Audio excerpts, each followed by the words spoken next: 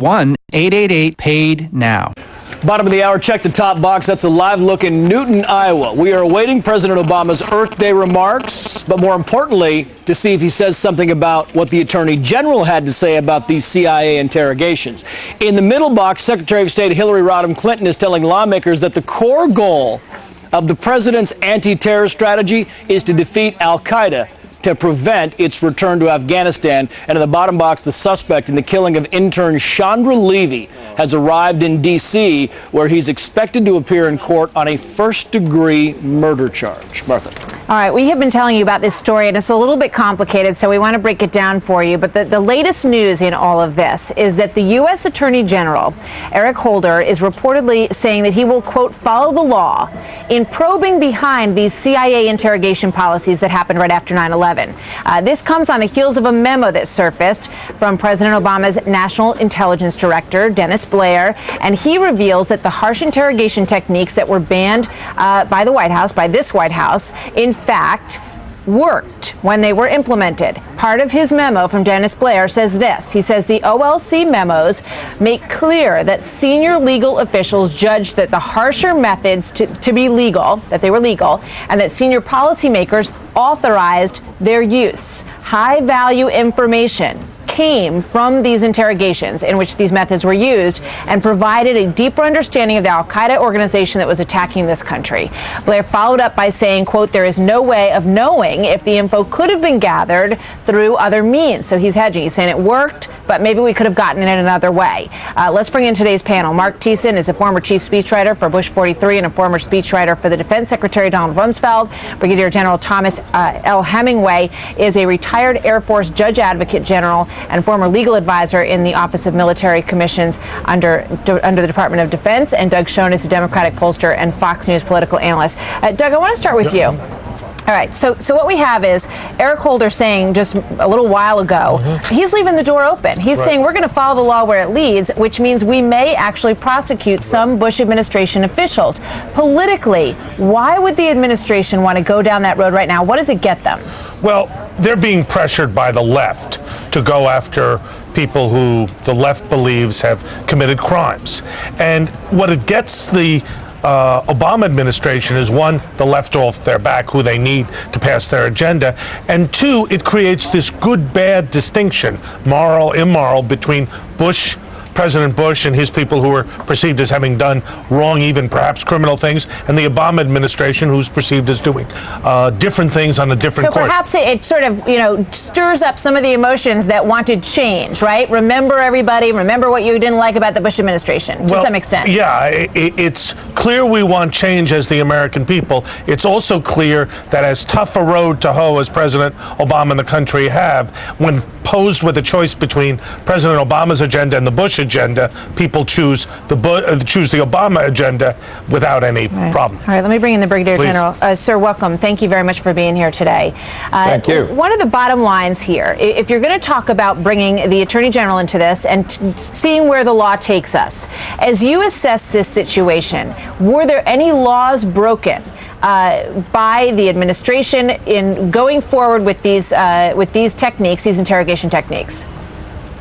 Well, that's hard to make a blanket statement. I think that it's reasonable to say, based on what I know now, that there were violations of Common Article 3 of the Geneva Conventions.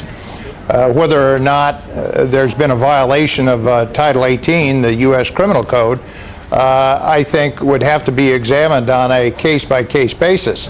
If somebody, as the news has reported, has been waterboarded 183 times, it would appear to me that the person wasn't in fear of their life. So Good point. you've got a factual question there. What that about I think has to be examined on each case-by-case basis. Pardon me. What about the assumption that seems to have been made by the administration that there were war powers acts, in essence, in effect here? That because it was right after 9/11, the president made this decision and that he had the power to do so? Well, that's one of the reasons why I'm very, very cautious about the idea of prosecuting somebody based on a Monday morning quarterbacking point of view. I'm unfamiliar with anybody who was prosecuted for the imprisonment of U.S. citizens after World War II. And from my point of view, that was a much more egregious violation of the law than what we are faced with right now, dealing with unprivileged belligerents. All right. Let me go to Mark Thiessen. Mark, you have obviously, intimate knowledge of a lot of this. You were there in the administration at the time that this was going on.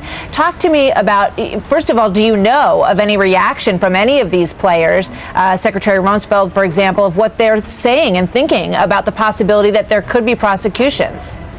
I don't know. I haven't spoken to anybody about what whether they're worried about prosecutions. But I'll tell you, what's happening here is there's a debate going on within the Obama administration between the left wing of the Obama administration and the far left wing of the Obama administration. The left wing of the Obama administration wants to kill this program that has stopped the next 9/11 from happening, as their own Director of National Intelligence, Dennis Blair, has confirmed. And the far left of the administration, which will not stop until people have been put in jail for saving this country for the next 9/11. What's not debatable is this program worked. It stopped the second wave of attacks. It stopped an attack on our consulate in Karachi. It stopped an attack on Heathrow Airport in downtown London. It was vital to the security of the United States. And what they are doing is terribly dangerous. They have given the enemy, in an effort to fulfill a political ideology, they have given the enemy critical intelligence about how we question terrorists and how we protect our country. And it's very, very dangerous. I was talking to Britt Hume about this yesterday, Doug, and he said that he doubted, based on what we know, and I hope I'm quoting him accurately here, but that he doubted the president wanted to go there, that he wasn't sure that there were indications that the president wanted to go down this road. He doesn't. I think that that's very clear. You look at his comments, he understands that we are going to compromise our ability to successfully advance our national security interests by going down this road. So why doesn't he stand up to the left, if you're right about why he's doing this? Why doesn't he stand up to them and say, look, I'm the president of the United States. I have said quite clearly that I believe it's time to move on, and just move on? He needs them on a whole host of other issues like health care. And unless the Democratic Party stays united, he's not going to pass his agenda. So he's really, in a certain sense, being held hostage to the left wing of the Democratic Party. He's going in a direction he doesn't want to go. That's not a position you want to be in as president. You don't want to be there, and you certainly don't want to be there when you're making national defense. All right, interesting. This is one we're going to be covering for some time, I believe. So. Doug Schoen, thank you very much. Brigadier General, thank you very much for being with us. And Mark Thiessen, good to have you back as well. Trace, over to you. Well, the Taliban is tightening its grip over North Pakistan, spilling across the border from Afghanistan. And now the United States military has a plan to battle Islamic extremists in that lawless region without American troops. That's coming up. But first, some quick hits of other hot stories. We're following Mike Emanuel, traveling live with the president in Newton, Iowa. Mike. Trace, Mr. Obama is back in Iowa for his first visit as president, the state that initially launched his campaign. The president's touring an old Maytag factory, which is now a green facility, which makes towers for wind energy production. The president's hoping to show how a community can rebuild its economy by investments in clean energy and efficiency, and also to sell his energy reform plan. Trace. Mike Emanuel, Mike, thanks. Shannon Bream at the Supreme Court as the justices consider reverse discrimination. Shannon. That's right, Trace. A group of white firefighters from Connecticut took the promotions exams. They scored at the top of the scale, but they never got their promotions. That's because the city said it was very worried that no black candidates had qualified or tested well, and maybe there was something wrong with the test, and that if they did these promotions, they'd face a discrimination lawsuit from the black firefighters. Well, the white firefighters who got those top scores said that's reverse discrimination. They fought it all the way here to the Supreme Court. Now the justices will have several weeks to decide before the term ends. Trace. Shannon Bream.